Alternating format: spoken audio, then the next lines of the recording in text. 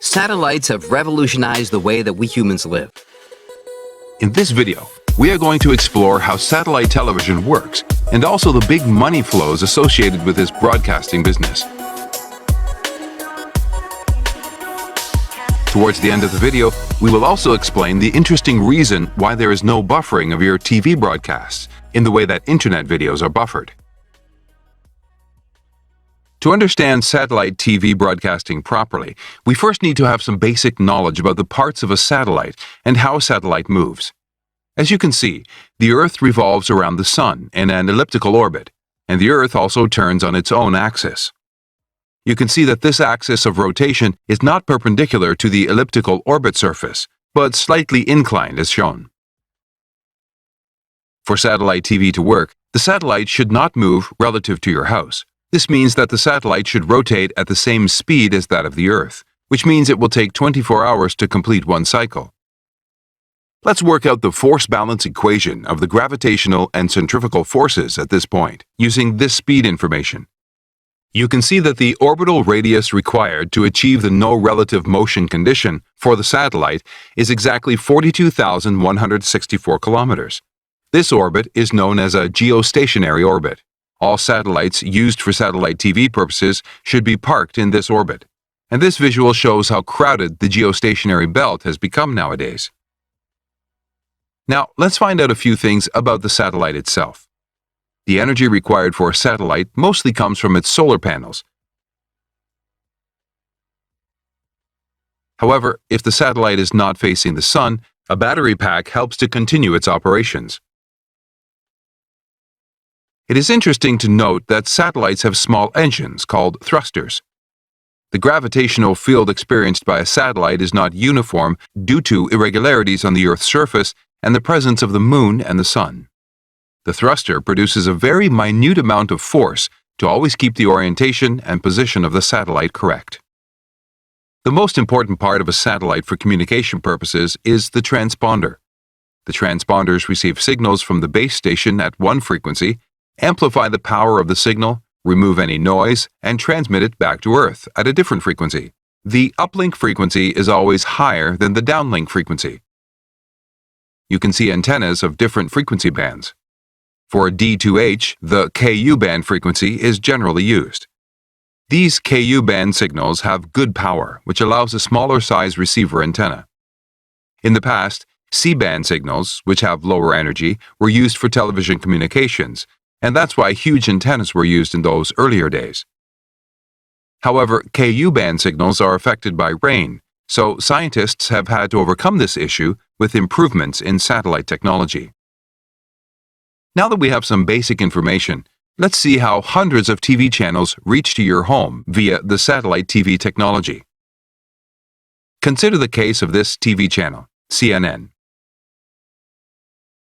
They have a video production facility and keep on producing content for mass viewing 24/7.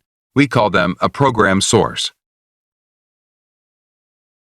This channel needs to be available at the same time on many satellite TV broadcasters' networks. We call them DBS providers.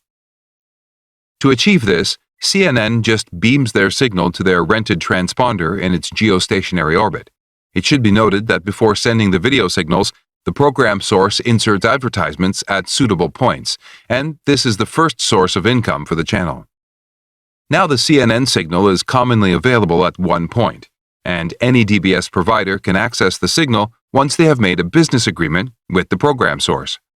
Similarly, the DBS provider collects signals from many such channels or program sources.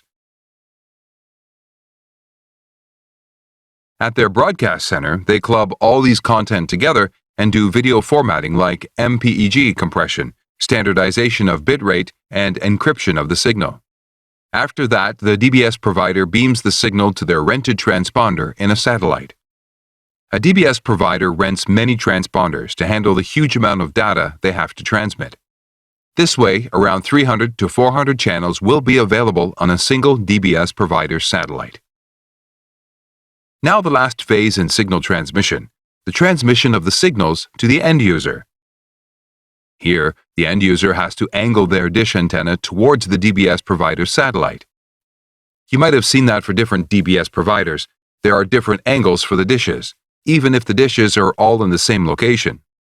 This is because the different providers might be using different satellites for transmitting their signals.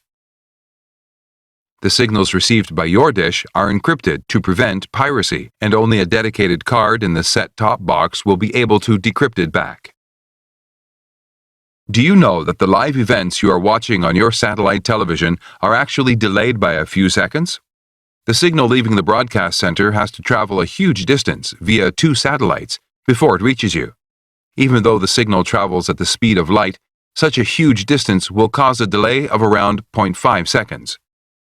Moreover, a live broadcaster may also add a specific profanity delay on top of the normal delay. Now for the interesting comparison between Internet videos and satellite TV. Both of the television and Internet technologies transmit data in a digital format, as zeros and ones.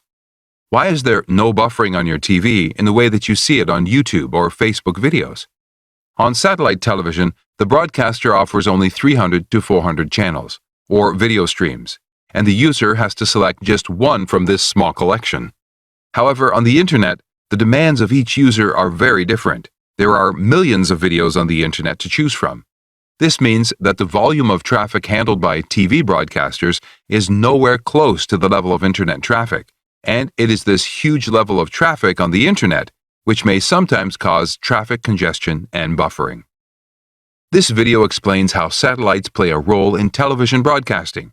To understand how satellites help your GPS to work, please check our next video in this series. Thank you.